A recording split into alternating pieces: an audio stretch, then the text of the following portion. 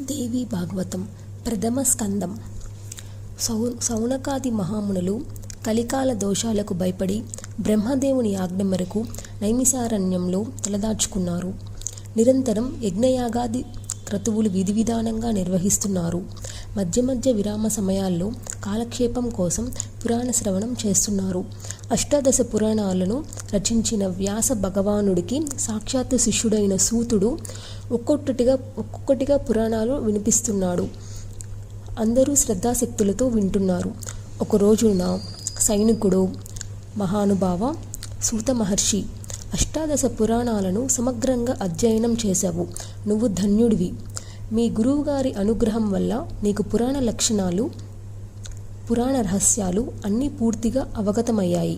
దీనికి తోడు శ్రోతులకు తనువు పులకించేటట్టు రోము హర్షణంగా కథ చెప్పే నేర్పు మీకు పుట్టుకతోనే లభించింది. మా అదృష్టం బాగుండి నువ్వు ఈ పుణ్యక్షేత్రానికి ఇలా దయచేశావు. మేమంతా ధన్యులం.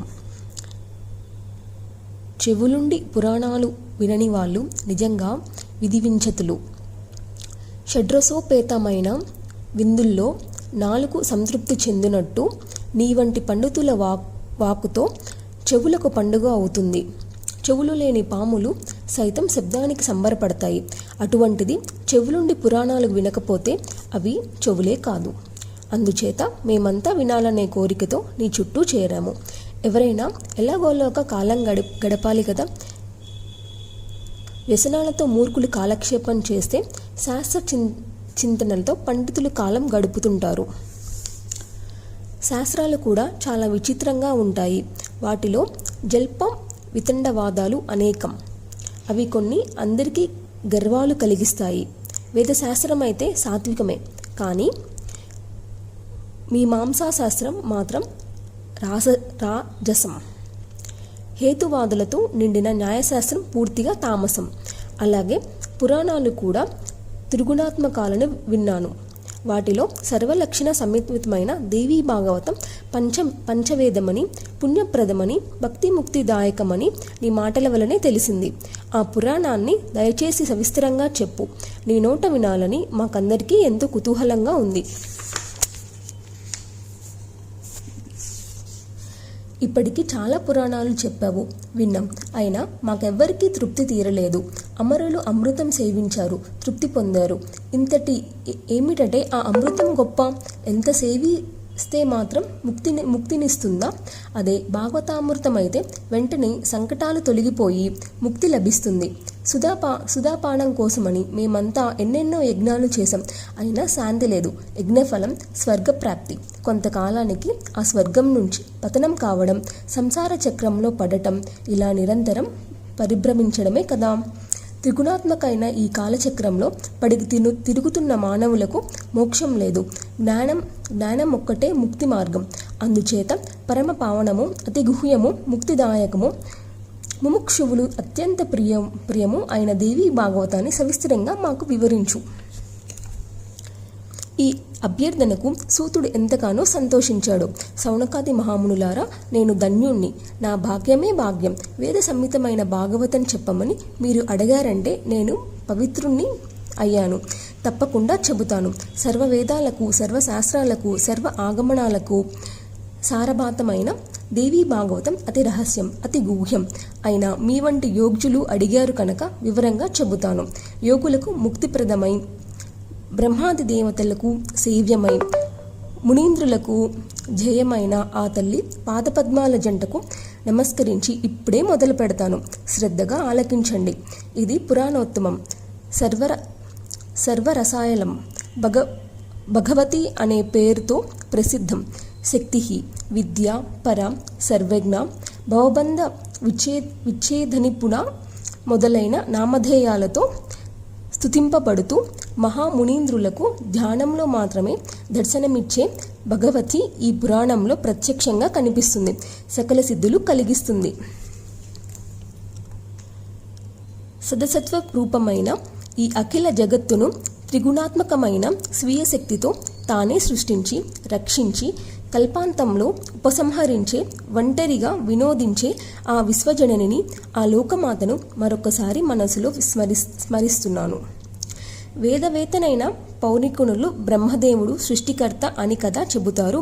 ఆ బ్రహ్మదేవుడు శేషశయ్యపై విశ్రమించే విష్ణుమూర్తికి నాభి కమలం నుంచి జన్మించాడని, అతడి సృష్టి స్వతంత్ర కాదని, జీవుల కర్మానుసారం జరుగుతుందని వారే అన్నారు. ఇంతకీ ఆ విష్ణుమూర్తికి ఆధారం ఆదిశేషుడు. ఆదిశేషుడికి ఆధారం మహాసముద్రం.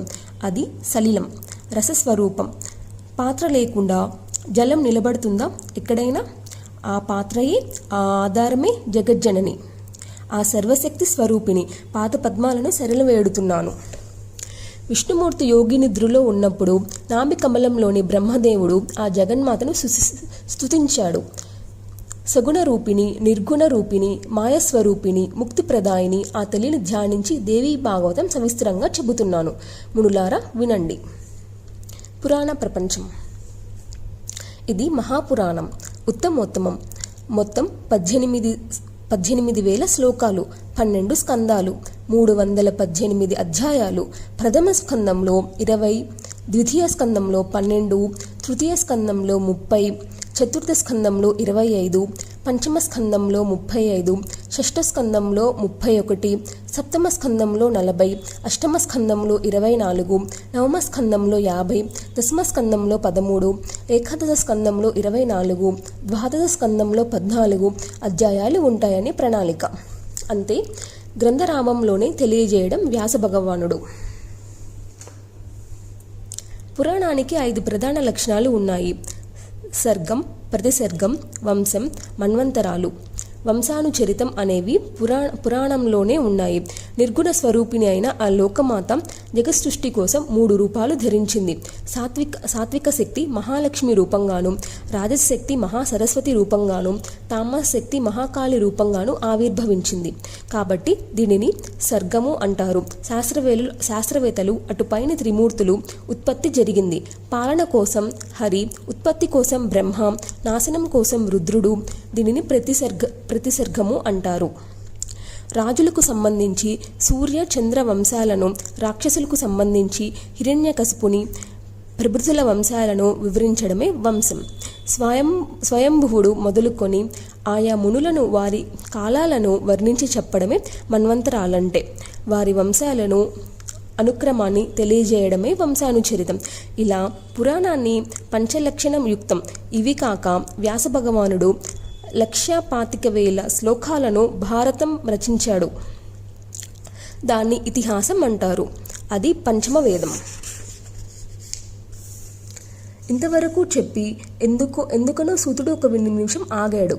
అప్పుడు సౌనకుడు మళ్ళీ ఇలా ప్రశ్నించాడు: సూత మహర్షి, నువ్వు సర్వజ్ఞుడివి, అందుచేత ఆ పురాణాలు ఏమేమిటి సవిస్తరంగా తెలియజేయి. మేమేమో కలికాలానికి భయపడి ఈ నైమిక్షారణ్యంలో నివసిస్తున్నాము. కలిదోషం కలికానికైనా కనిపించని ప్రదేశం మాకు చూపించు మహానుభావ అని మేమంతా ప్రార్థిస్తే అలనాడు బ్రహ్మదేవుడు ఒక మనోమయ చక్రాన్ని సృష్టించి మాకిచ్చాడు. దుర్లించుకుంటూ దీని వెంట వెళ్ళండి. ఇది నేమి ఎక్కడ శిథిలమవుతుందో ఆ ప్రదేశం పరమ పావనమని గ్రహించండి. అక్కడికి కలి ఎప్పుడూ ప్రవేశించలేడు. అక్కడ మీరంతా మళ్ళీ సత్యయుగం వచ్చేంత వరకు హాయిగా నివసించండి అని ఆజ్ఞాపించాడు. ఆయన మాట మీద చక్రాన్ని దొల్లించుకుంటూ బయలుదేరాం.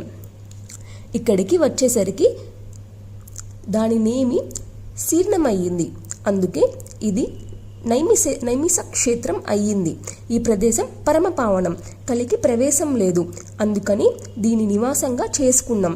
కలిభీతులైన ఈ సిద్ధులు, ఈ మునులు అందరం కలిసి ఇక్కడే ఉంటూ పశుహింస లేని యజ్ఞాలను కేవలం పురోడ సాధులతో చేస్తూ కాలం గడుపుతున్నాం.